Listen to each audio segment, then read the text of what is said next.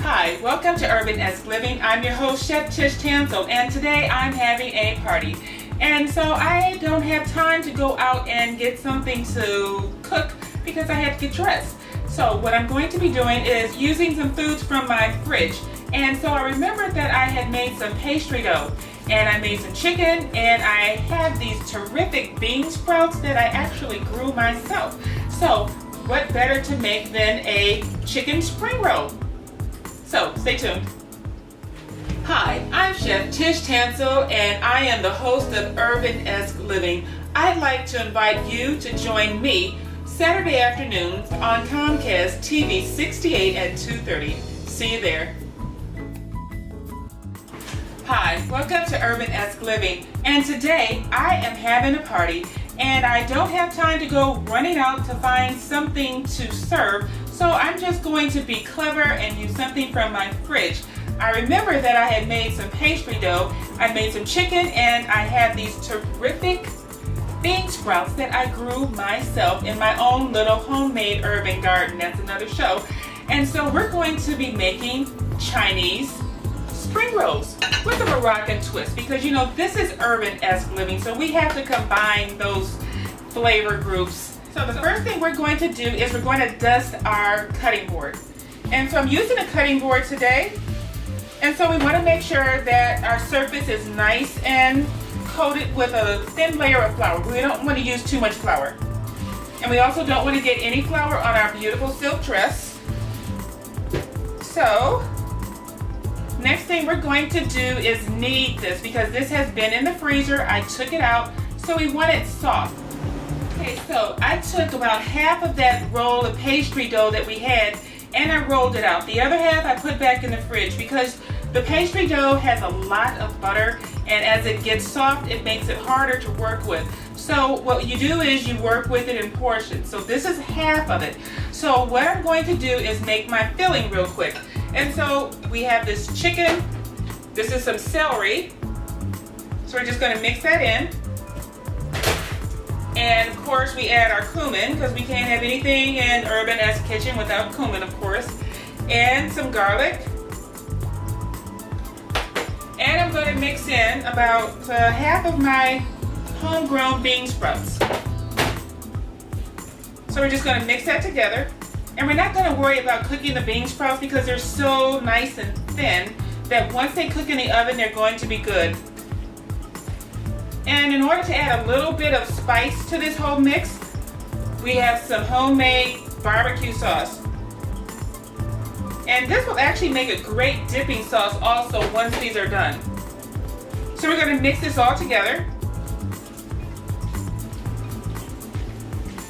And I think I'm going to put a little bit of salt in here.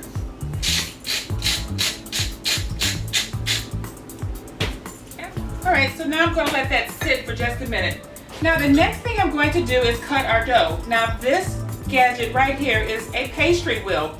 This is a professional pastry cutter, and this is what you use in order to get your slices totally even. So we're going to spread this out and we're going to use our wheel.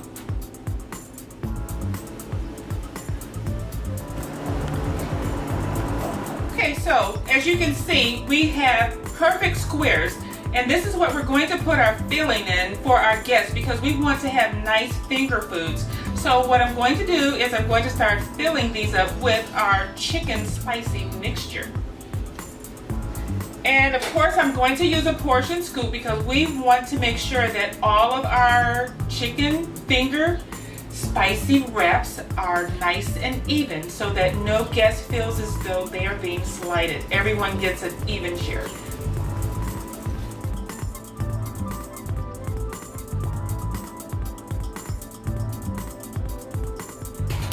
Okay, so I already have half of them done. Now I'm working on the second half of the dough that I put in the refrigerator in order to keep that dough chilled.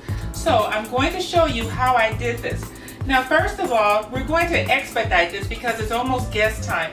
So we're going to take a little bit of our egg wash that we've made, and egg wash is basically just one egg with about equal parts water. And we're going to go around the edges of each one of these. Okay, so once you've gone around the edges, we're going to seal the insides in. And that's basically what the egg wash helps to do, is to seal the edges, because when these cook, you don't want them popping open. So you're just going to fold it over, and we're going to tap down those edges. Now, in order to keep these edges together, we're going to use a fork, and we're going to go around the edges making a fork design. Now, if you recall, when we made the other ones, we rolled them with our hands to make a nice braided look, but these are so small that you really can't do that. So what we're going to do is just take a fork and go around the edges. And that makes a beautiful little fork design. So I'm going to do the rest of these now. Okay, this is beautiful. So now that we have all of these lined up in a row, what we're going to do is give them an egg wash, because we want them to have that beautiful professional look. And so we're just going to go over the top of each one with our egg wash.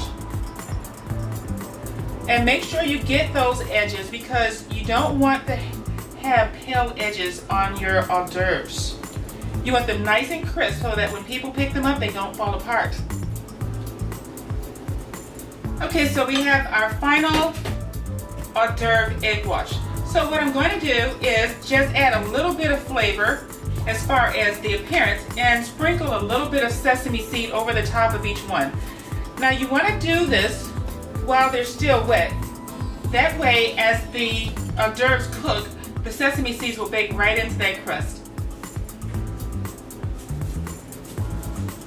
Okay, so now the next thing we want to do is make some small slits in the surface of our hors d'oeuvres, because as they cook, we don't want them to pop. And so we want to release the steam as they cook, and that makes sure that that crust is nice and crisp. So you're just going to take your knife, and you're just going to make a little incision, probably 2, right in the top, and that's going to make sure that these turn out perfect. Okay, so now it's time to put our nice little barbecued, Asian-inspired hors d'oeuvres into the oven. Now these are made with a regular pastry dough, so we didn't have to let these rise.